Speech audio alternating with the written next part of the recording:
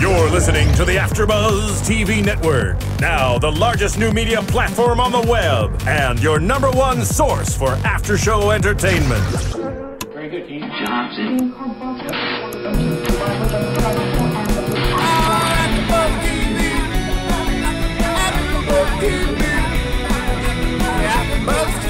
From the AfterBuzz Studios in Los Angeles, California, presented by Maria Menounos and Bing.com, and streaming live thanks to Akamai Technologies, this is AfterBuzz TV's WWE SmackDown After Show.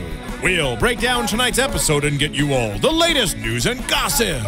And now, another post-game wrap-up show for your favorite TV show. It's AfterBuzz TV's WWE SmackDown After Show. Yeah, it's the Christmas time. It's the last SmackDown before Christmas, and we are in the jolly holiday spirit. Welcome to SmackDown AfterBuzz, everybody. I'm Christian Rosenberg. As you can see, I got the Santa hat going. I'm ready for Christmas, and joining me, Mr. Rome Moore. What's up, buddy? How are ya? I hate you. But that elf hat looks great. You look. Once again, black man does all the work. Jolly white man get all the credit for it. Really. Okay, to be fair, I have a better stomach for Santa than you. Yes, you. Okay. That you do. Okay. That you do. And I think the hat looks great on you. Really. I think you look like a fantastic elf. I think Megyn Kelly would go on and say that all the elves were white too, but you know that's a Fox News thing. That's a political thing. We don't do that. There's no politics in wrestling. No. Whoever said What? there was politics in wrestling, I'm taking this hat off. That lasted 1 minute and 40 seconds. Yes. Yes, I'll sit it right here. I'll be nice, but You know, I got too much hair. I got Kaori this nice like Mrs. Claus negligee thing to wear, and she decided to just go to Vegas instead.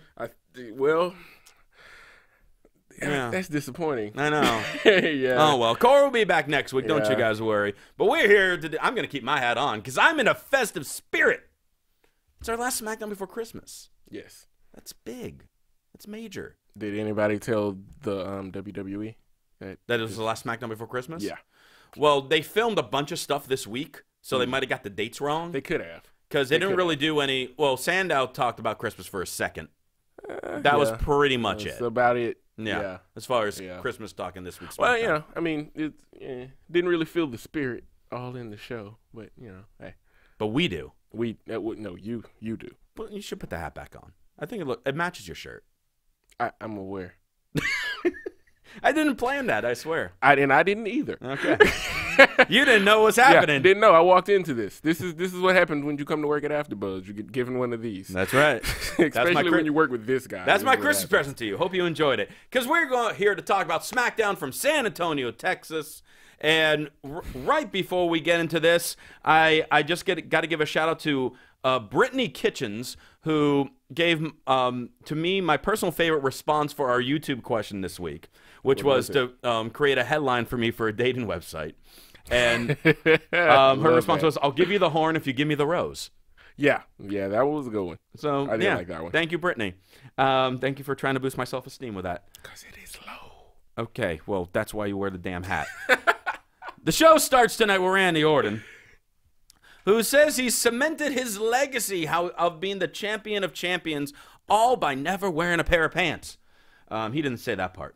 No, but that's what you believe about him. No, again, we talked about it last week. He never wears pants. He never wears pants. It's hilarious. You know, no jeans. But he felt like he got no respect from the authority and was forced to wrestle Daniel Bryan this past Monday on Raw, which he was saying, he laid him out too.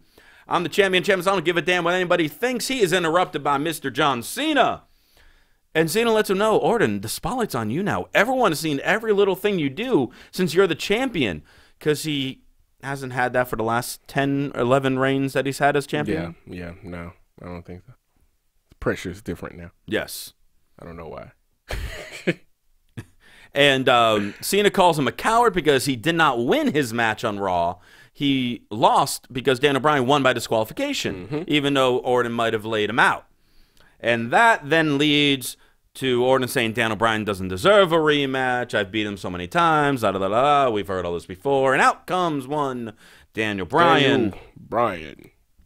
And And Daniel Bryan said, I get it. Randy Orton is afraid of me. And I've made peace with that because I know that John Cena will get his rematch and will beat Randy Orton to become the WWE World Heavyweight Champion. And when he does, he's going to be a man of his word and give me the first shot at the title. Then the Shield comes out. Yeah. Where did that come That just from? seemed added. You know, at that point, I believed it was, let's just put every star that's here in the ring right now. We're almost there because then the Shield starts walking away.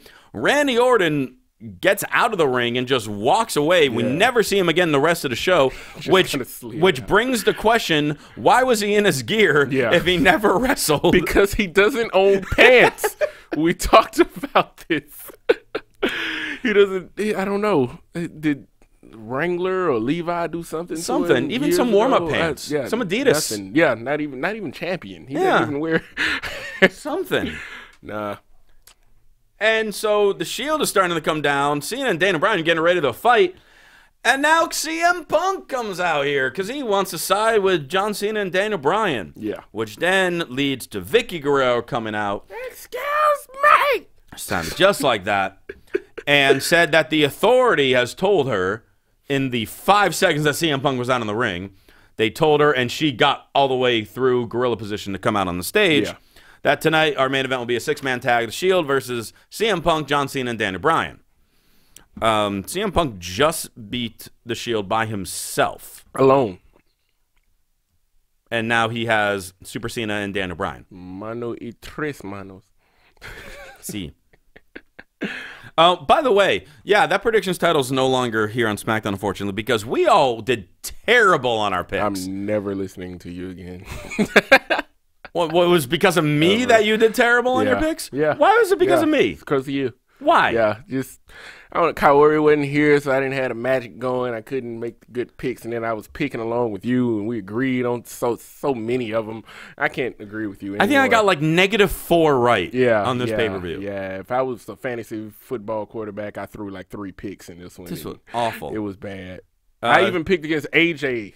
Why did I do that? I don't know why you did that. But Tom the Calm, our buddy on SmackDown, in the midst of a tie with our boss Phil and Kathy on Raw, but Tom had that Money in the Bank briefcase that we finally found a good way for him to use. Yeah. And cashed it in the tiebreaker, and now he's the predictions champion. So, but we can think of it this way. The year ends where the predictions title began. Because we started it on main event. Yep, we started it. So do you feel bad about losing it, or? I mean, once the second match happened, I'm like, I have no chance. Yeah. Like, this is just ridiculous. From there, we go to the Real Americans. Zeb Coulter has a sign that says, "Deport Santa Claus." I love that. How amazing is that? I love that. I love that. And then he has a sign in commentary saying... It was so Looney Tunes-ish. Yes. Then he has a sign that says Santa's an illegal immigrant while he's sitting on commentary. Even better. He had multiple signs for Santa. Even better. And these aren't like the posters. He had like... It was like he was picketing. Yeah, and because that was the picket sign. Yeah. It was the big stick with the big sign at the very top. Just, I loved him tonight for some strange reason. I really hope on Raw, being that they're doing like all this stuff for the Christmas edition of Raw, that like he has some interaction with Santa, and instead of trying to yell at him or anything, he suddenly turns into a little kid. Yeah. And starts asking and just for stuff. Going crazy. Oh my God, it's really. You think he'll ask for all the illegal immigrants to have to? That would be funny. That would be hilarious. If he asked Santa to remove all the illegal immigrants. Yeah. That would be kind of funny. Remove them from our borders. And what will Santa say? Tune in this Monday to find out. Tease. That's what we call a tease. So we have a match between Big E and Jack Swagger. This match lasted about 3 minutes. All I remember from this match, sadly, was Zeb's signs. I remember Big E just squashed Swagger. Yeah, and I remember the absence of Cesaro. Cesaro stood on the apron for like a second and then got knocked and then off. He was gone. Mark Henry was there. Yeah. Just kind of standing around. Holiday pay, maybe? I don't know. Big E hits the big ending on Swagger for a very, very quick win. I got no problems with that. That entire thing kind of came out of nowhere. Mm-hmm. And the fact that after it was over and the bell rung, I was literally going, wait, did I miss something? Was this a singles match and the tag team partners were just there, or was this actual tag match? See, what I was ready for at that point was then they cut to a commercial break, and now we have Mark Henry versus Cesaro. Yeah. Just do them back to back, and it would have kind of made sense, even if you had Mark Henry win and Real Americans lost both their matches or whatever. Which would have happened. Probably. Yeah. But, I mean, it still would have all kind of flowed together more. Has he ever swung Mark Henry? He teased it on Raw, but they didn't do it because Big E attacked him beforehand. Yeah. I wonder if he can swing Mark Henry. Oh, that guy's like a brick. I'm waiting for the day he swings Big Show. When he swings Big Show, it'll never happen. If he swings Big Show, he will never he can never do a swing again. If he swings Big Show, it ruins Hulk Hogan slamming Andre the Giant. I don't think Hulk Hogan slamming Andre the Giant at WrestleMania 3 or Cesaro swinging Big Show at a house show. Yeah. Just have him go around and around and around, and it will Hulk will be pissed. Who cares? Yeah, that's true. Be careful, brother. Brie Bella takes on Tamina. AJ's on commentary. I'm sorry again, baby. I'm so sorry. He's sorry that he picked against you on the pay-per-view. Never pick against her again. Yeah, you should be ashamed of yourself. It's because of you. Again, it's my fault. It's my fault. All these weeks of Natalia's gonna do it. And you know, put that hat back on. Do it. Put the elf hat back on. No. You know, I'm gonna go make a train set. I'm gonna go to New Orleans, and I'm gonna get drunk with Natalya and watch her drunk dial Stephanie McMahon. You go ahead and do that. We get a little recap from Raw where Tamina kicked Nikki Bella's face off in their Divas match, and AJ mentions that you can, if you watch it, you can pinpoint the exact moment where Nikki forgets how to do math. Greatest line of the night. Wow, so mean. Her put downs on them are so above and beyond. So good. So good. She goes deep with it. As good as her lines are, you would think Tamina would be a better bodyguard because she does nothing but lose matches. Yeah, she just loses.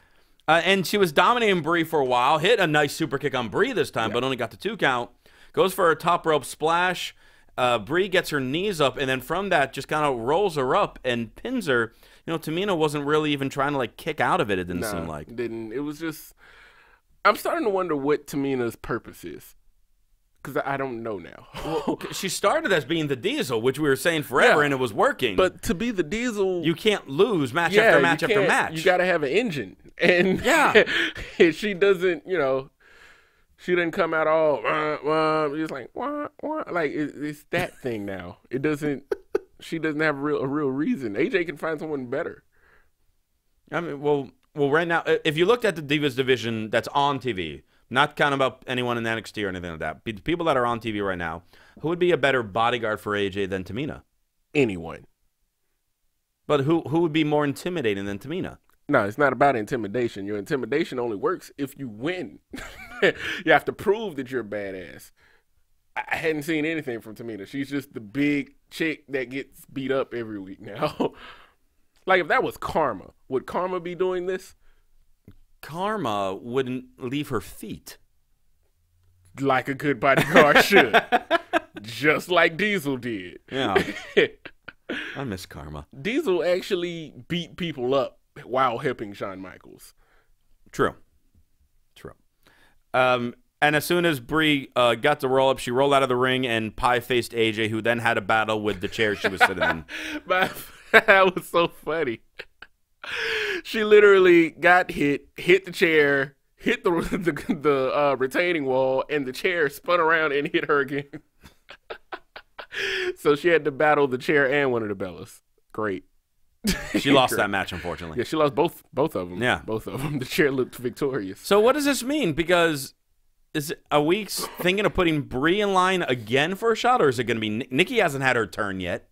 Yeah, Nikki should be that person. But I don't know what they're going to do. Because, I mean, we've done Brie. We've done Natalya. Now we're going to do Nikki. There's no way in hell they can do it with Eva Marie. Yeah. But they want to. And that pretty much just leaves Naomi. Yeah. After that. Only her. And Cameron. Excuse me. So both of them get dactyls. And Cameron's been looking a lot better. She has. She has gotten better with it. She beats up more people than Tamina. that was bad. I should have said that. One third of 3MB, even though only 2 of them were there tonight. Drew McIntyre takes on Sin Cara, a.k.a. Hunico, a.k.a. Hunkara, a.k.a. Sinico. JBL again mentions that this seems like a new Sin Cara, and also says that he thinks Sin Cara is hiding something. Does he have no filter? I think. Does nobody talk to him on comments through the headphones? They just let him go. I love that so much. Yeah, they just let him go. I wonder what Vince says sometimes, just listening to him at Gorilla. I mean, he's probably laughing so hard that he misses the moment to try to correct him. It's like, oh, wait, I should have told him not to say that. But it was pretty funny. It was hilarious. JBL, keep doing what you're doing. Sin Cara dominating this match. I mean, we just saw him the last 2 weeks beat Del Rio, so now he's facing Drew McIntyre, who hasn't won a match in 4 years. So, yeah. Wasn't he like the chosen one at one point? I love that so much. Drew McIntyre is. I think Drew McIntyre might be arguably the most underrated wrestler currently on the main roster. I'd give you that. The guy is good. The guy can talk. He's got the look. He's got the size. They built him up so well. Shawn Michaels loved him at one point, didn't he? Yeah. Vince McMahon loved him. I wonder what happened. Who knows? But remember, there are no politics in wrestling. None at all. No politics at all. Only on Fox News. Not here. Sin Cara tries to start a chant. But when you wear a mask, it's kind of hard to hear what you're saying. I swear, I'm still sticking. I have no idea what he said. I'm gonna stick with I don't know. I mean, he was walking to the other corner, I don't know. like moving his fists up and down. Something was coming out. I'm gonna go with Si Se Puede. I don't. Si Se Puede. I don't know. I don't know what he was saying, but it was muffled. We couldn't read his lips. But give him a mic if you want him to start a chant. You're giving them custom lights and everything else. Sin Cara, we have yet to hear cut a promo. Well, he will be soon. Hunico will be soon. Well, Sin Cara hit the Swanton for the win. Another quick match. A lot of quick matches tonight. I got a good number of matches in tonight. Let me try to count it real quick. What do you have? 1, 2, 3, 4, 5, 6, 7, 8 matches. 8 matches. 8 matches in 2 hours. Yeah, that's a good. Wow. I've worked indie shows that have had 8 matches and shows are still 4 going hours. On. Yeah, shows. Some of them are still going. Yeah, I just left. Yeah, you just left. You were the opener. So yeah, I was just give me my money. I'm going. Well, here's another one. As we have Brodus Clay take on Sweet Tea. So Raw, we finally saw the final dissension between Tons of Funk. Brodus walked out on Tensai. So to me, that means, hey, build this up. Make this the kickoff match for the Rumble. Oh, yeah. I mean, because you can build it up, former tag team partners. Yep. You got something there. Still keep it on the lower and mid card, but fine, work through. No, we got an unannounced on SmackDown. And Tensai, or Sweet Tea, dominates early going. Then Brodus moves out of the way from a senton by Tensai, and then proceeds to do about 8 splashes. Yeah. And then he's just kind of standing over him, getting ready to do another one. All of a sudden, his music hits, and out come the Funkadactyls on the stage with Xavier Woods. Doing a much better dancing job than Brodus ever did. This then distracts Brodus. Tensai rolls him up, gets the win. Xavier runs in the ring, gets a couple shots on Brodus too, and Brodus leaves while the Funkadactyls, Sweet Tea, and Xavier all dance together. I thought Sweet Tea just kind of walked behind them angrily. Well, he was kind of pacing, but then they all started dancing, I thought. Oh, well, I just remember the 3. No, well. Everyone who is under 220 pounds was dancing. Well, then my question is, like, they've, for the last month, I've had Xavier Woods be teaming up with R-Truth. Yeah. So now he's kind of aligning himself with Tensai because there was no R-Truth to be seen tonight. Yeah, no, they just gave Brodus' gimmick to him, I believe. I think he's the new Ernest the Cat Miller.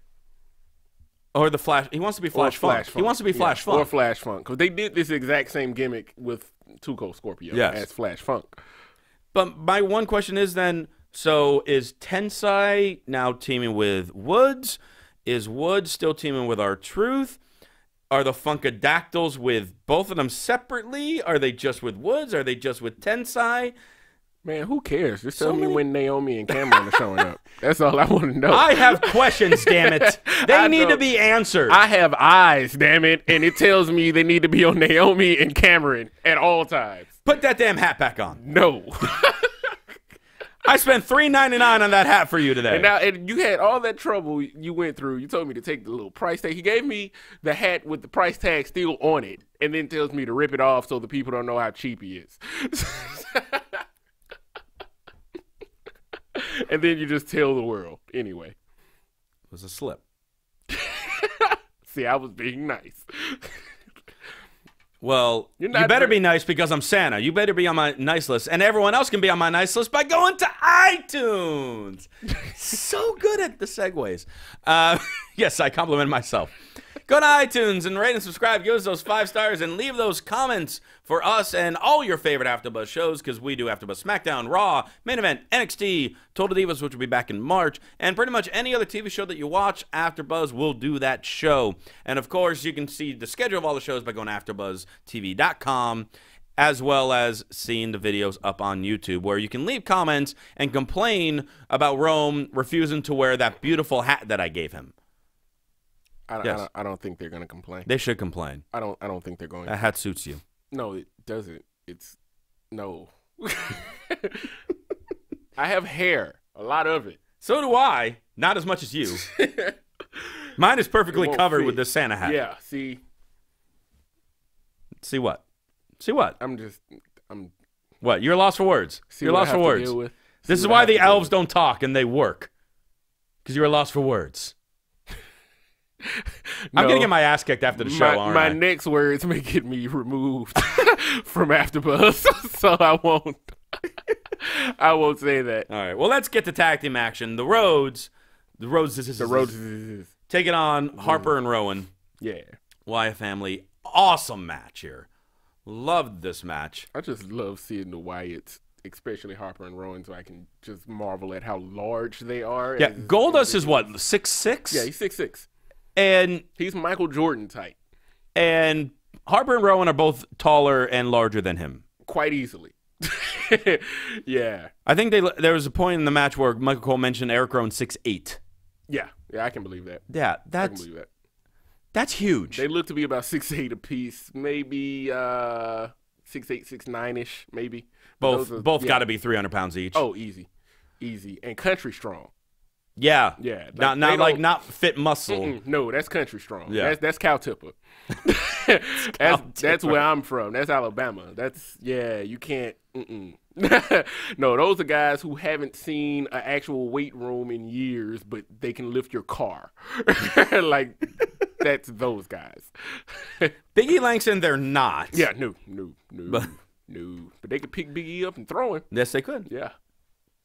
Awesome stare down here with Goldust and Eric Rowan. Goldust does his little like pose and and Rowan doesn't flinch. Just completely no sales with the mask. I mean, you gotta, in my mind, if he's still wearing the mask, you gotta have your eyes shut. If you're not, I mean, that's the only way you can't flinch from that. The best thing would have been if he would have done the little head tilt, like he's trying to figure after it out. Just like what? Yeah. That made it great. But great match, though. Great match. Rowan and Harper beat the crap out of Goldust. Goldust is getting the crap beat out of him lately. Like, every match, he is just getting destroyed. He's the bump monster right now. He really is.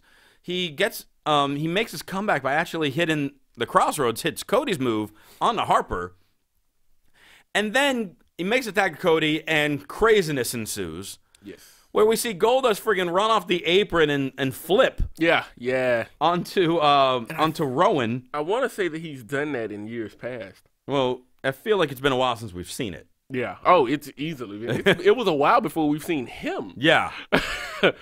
Then he gets a huge boot from Harper. And in the midst of it, on the other side of the ring, Bray Wyatt throws Cody into the ring post when the ref's not looking. Harper drags him back in the ring, which, mind the question, the ref never was not counting. Yeah, the ref looked as if he was about to begin counting. And then didn't. And then he just changed his mind for some weird reason. But then Harper threw Cody in, hits his lariat, gets the 3 count. the Wyatts defeat Cody Rhodes and Goldust in a non-title match on SmackDown. Yep. I feel like we've been saying the Rhodes lose a non-title match several times lately. Because when the belt's on the line, they win. But, I mean, even on Raw, they lost to Big Show and Rey Mysterio. Yeah. So, where are they in this title picture then? I mean, what? I don't. Are we going to get another triple threat or fatal four-way tag match at the Rumble? I think they just throw Big Show and Rey Mysterio. They threw them together because they were two big names, two big vets, and they just needed something for them to do. They don't have a storyline. They can't put them in the main event storyline. No. Big Show was a part of the main event storyline. Then they got rid of that. Yeah, then that was gone. Rey Mysterio's just coming back. They're not going to put him back in that position. Obviously, I mean, not taking anything away from the great Rey Mysterio, but he doesn't need to be in it because it does nothing for him right now. Sure. So, I mean, what do you do? Just throw them in, make them a tag team, and then they do, they do what they do. They serve their purpose, and then they go away. I guess. Yeah. I guess. I mean, I don't know. Yeah, that's where they were. Yeah. So the match ends, and then Harper and Rowan continue beating down on Cody. Bray comes in the ring. They're all getting ready to attack him. When out comes Daniel Bryan with a steel chair to make the save and chase off the Wyatts. So Daniel Bryan right now is in two storylines at the same time. Yeah. That have nothing to do with each other. Completely opposite. Have they ever done this before? Because I can't remember a time when they did. I don't know. I don't know how this doesn't I'm end. actually cool with it. I don't know how it doesn't end without him being involved in the Orton Cena deal, and then the Wyatts come out and just wreck shop. I don't know how they keep from that. Yeah, because right now they've been kind of setting it up like triple threat title match at the Rumble. Yeah, that's what that looks like where we're headed. Or it's just Cena and Orton and Bryan wins the Rumble. But on the other hand, you still now have the issue with the Wyatts. Mm-hmm. And he still hasn't had the one-on-one match with Bray, which would also make perfect sense for the Rumble. Yep. Plus him being in the Rumble. We're leading to it. I don't know. Is he getting like 3 checks now?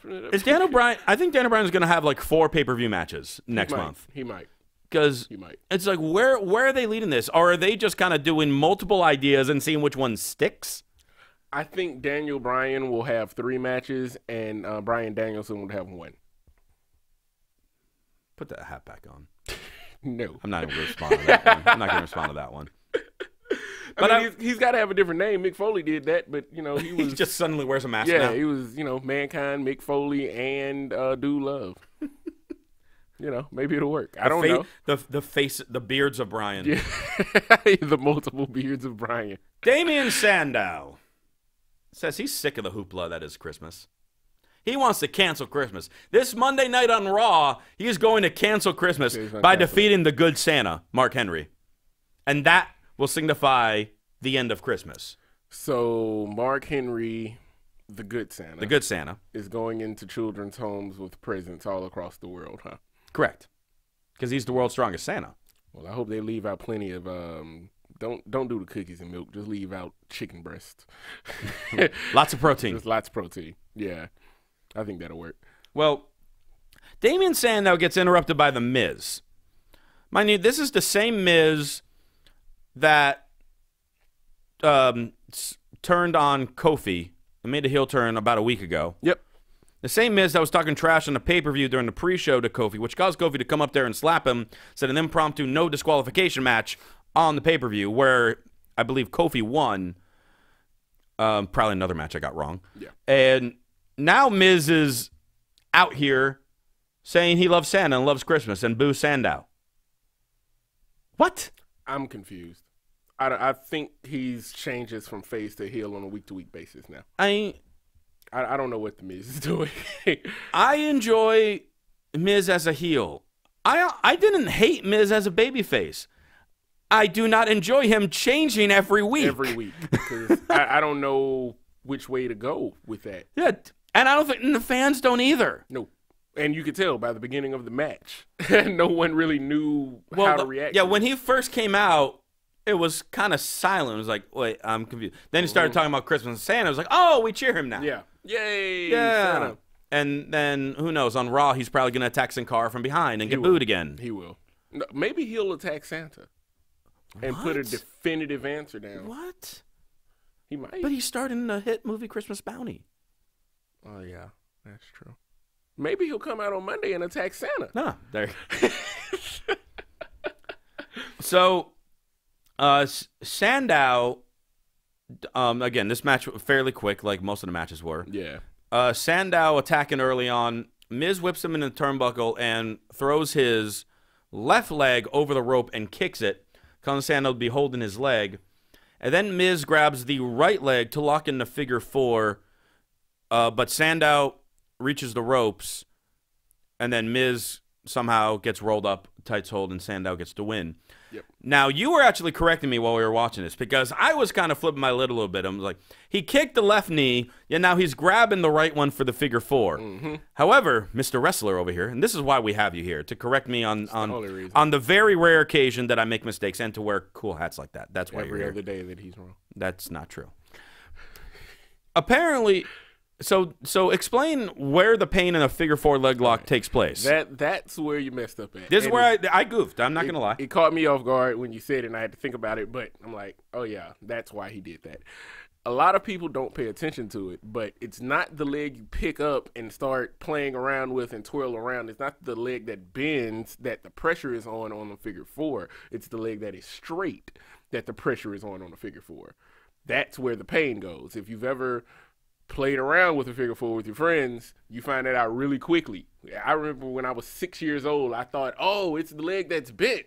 That's going to be the one that's going to, like, it really, it hyperextends the straight leg. So that's the purpose for grabbing the right leg. If you're working on someone's left leg, you grab the right one to start the figure 4, and then when you actually drop into the move, the pressure is applied to the left leg. So you start it with the right, and then by doing so, the left leg is the one that's straight. Yeah. Got it. The reason that Ric Flair I've seen do it from both sides, but the reason nobody really noticed it with Flair is because Flair could pick up your left leg, dance around, do what he wanted to do, lock you in it. That was his finisher. It ended the match, so it didn't really matter which side he was working most of the time. But yeah, if you're going to do it and the match is going to continue, and because we wrestlers always work on the left, everything would be better if you're doing the figure 4, if you grab the right leg and then put the pressure on the left. Only makes sense. I have learned something today. Thank you, sir. That's what I'm here for. All right. And to wear the hat. And next week he's going to take credit for that. I invented the figure 4. I don't know if you knew that. No, I didn't. They can't, when they listen on the podcast, they don't see your silence. They see it now. Okay. So Miz loses, and Damien Sandow has all that momentum for the epic Santa versus Santa showdown this Monday on Raw.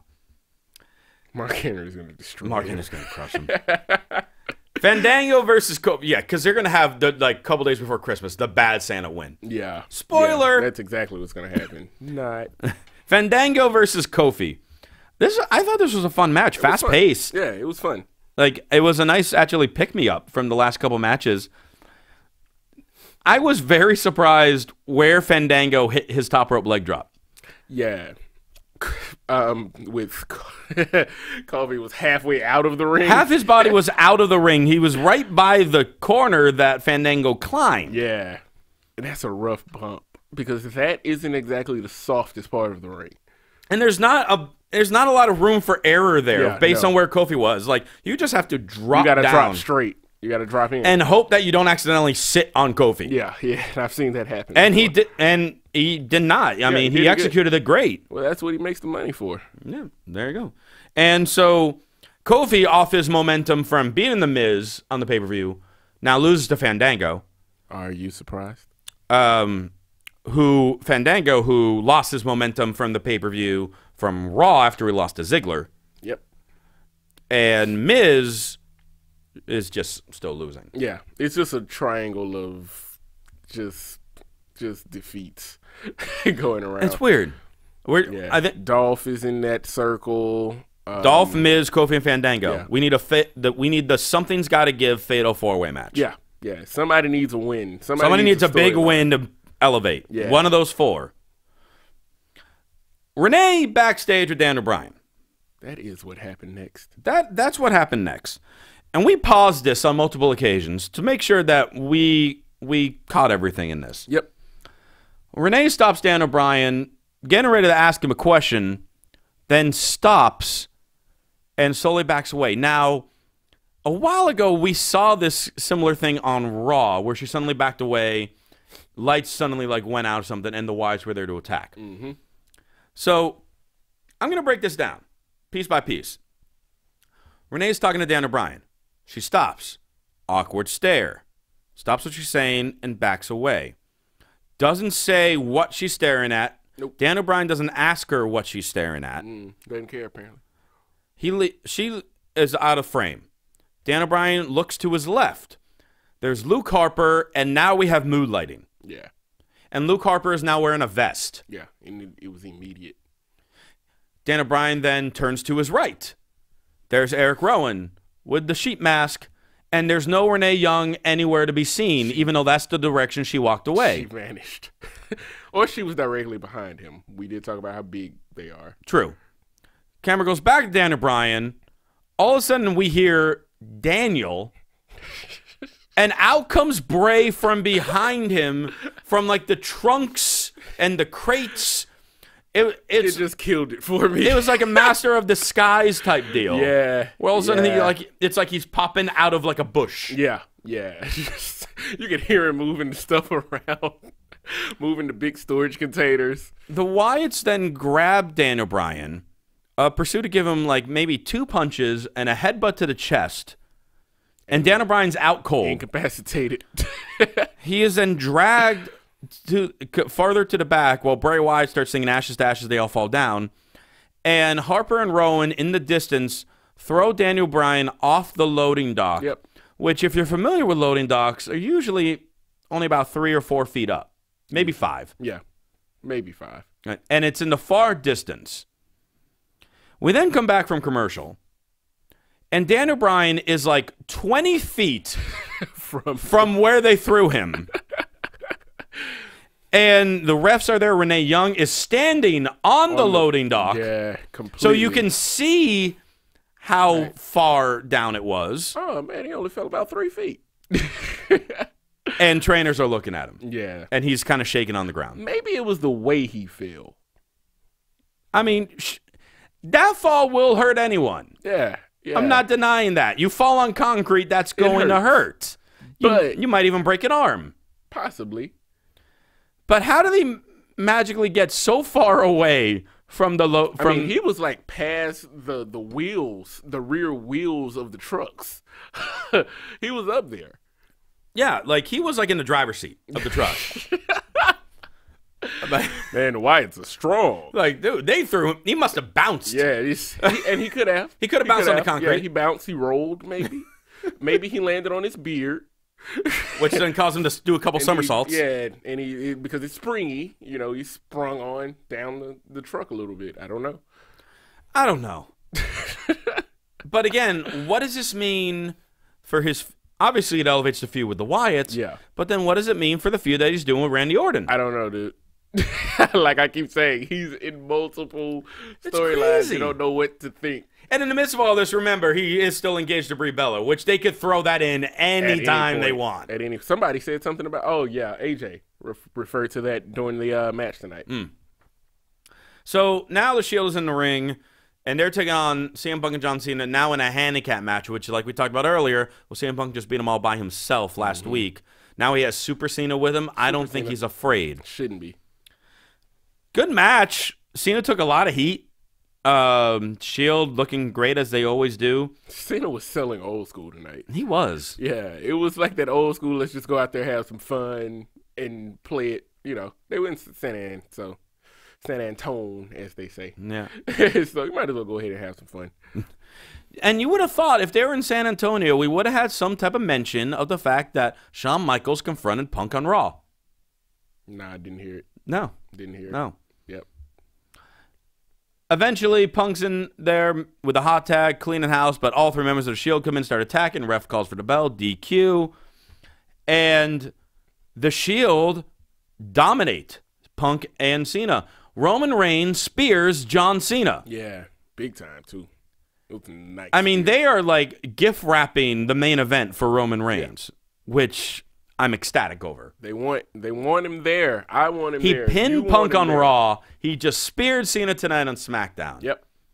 They're trying to let you know this one's the one that we're gonna push. That was actually probably the only highlight I had on my picks for TLC was I picked that Punk Shield match exactly right.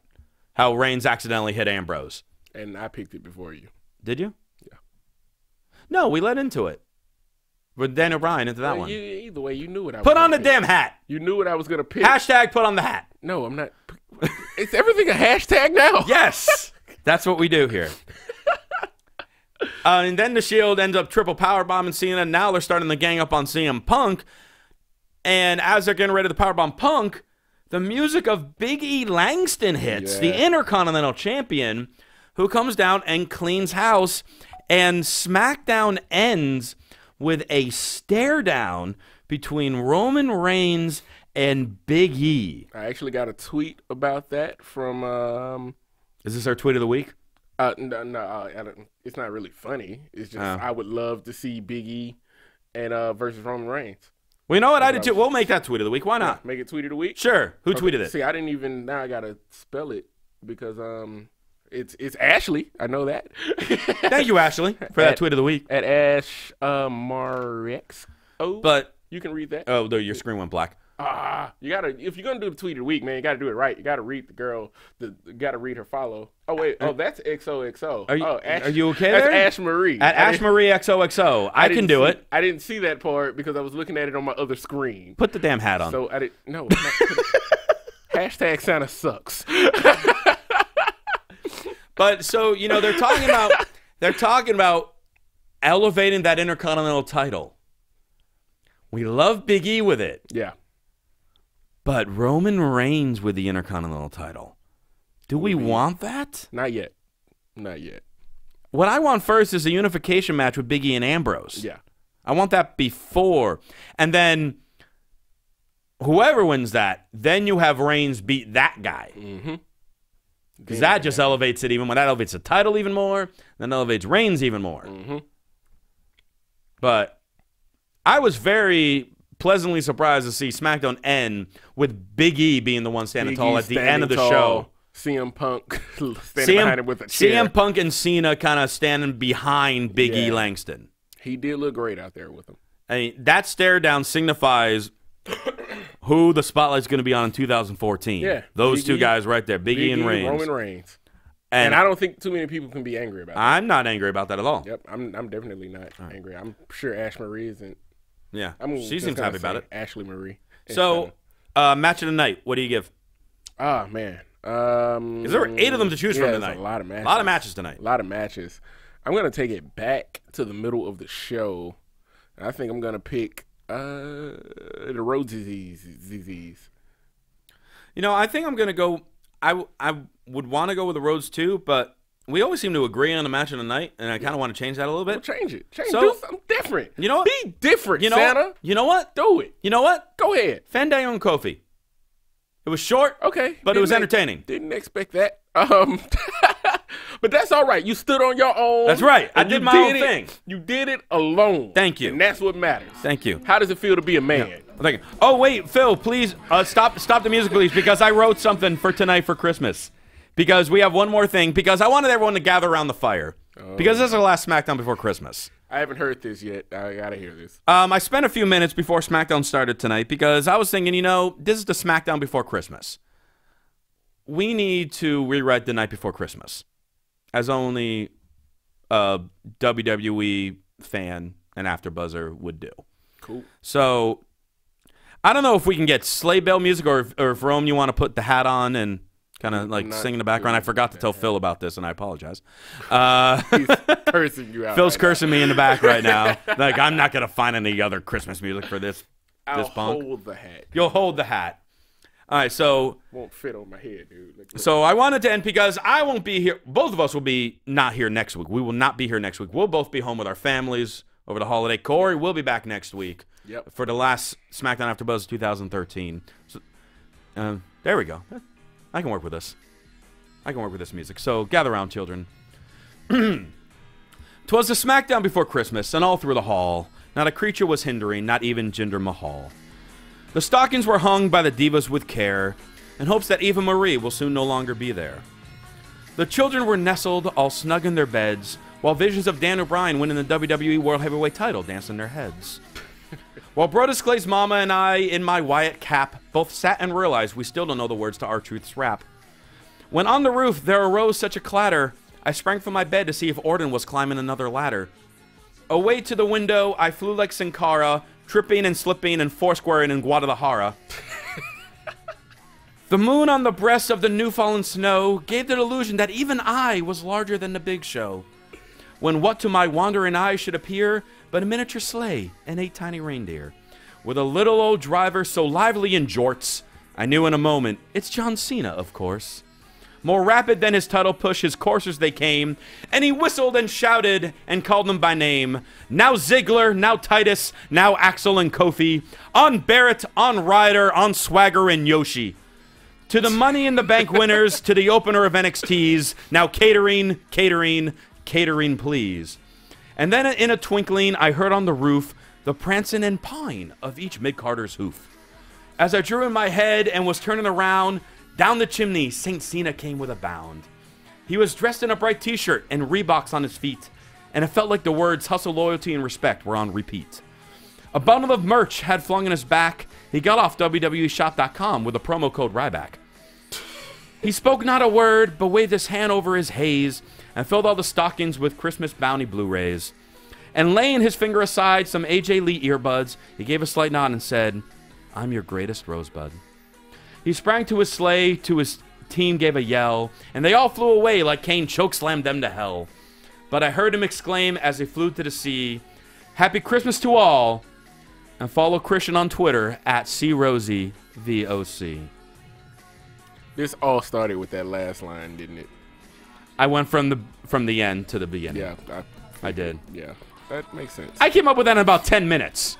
I was pretty damn proud of myself. I've watched you work. It was like 15. Yeah, it was like 15 minutes. 30. No, it wasn't. Easily. It was not 30 minutes. Dude, you were working on Put the damn hat on. No.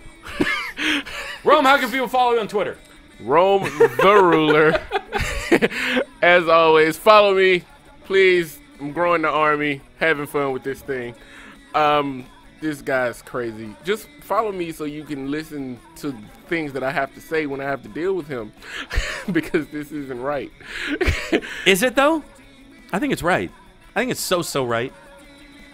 And you Okay. you can join the garden and follow me on Twitter at CRosieVOC, just like this Christmas classic. It's now instant It Christmas was classic. good. It was good. Did you like I'll it? give you that. Okay. I'll give you that. That's why I didn't want to hear it. I want you guys to tell me what you thought of that. So thank you guys so much for Rome Moore. I'm Christian Rosenberg. Merry Christmas, and we will see you next time.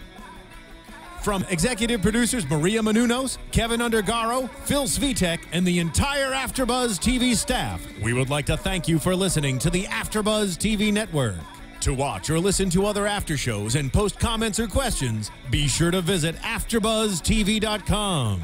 I'm Sir Richard Wentworth, and this has been a presentation of AfterBuzz TV. Buzz you later! The views expressed herein are those of the hosts only and do not necessarily reflect the views of AfterBuzz TV or its owners or principals.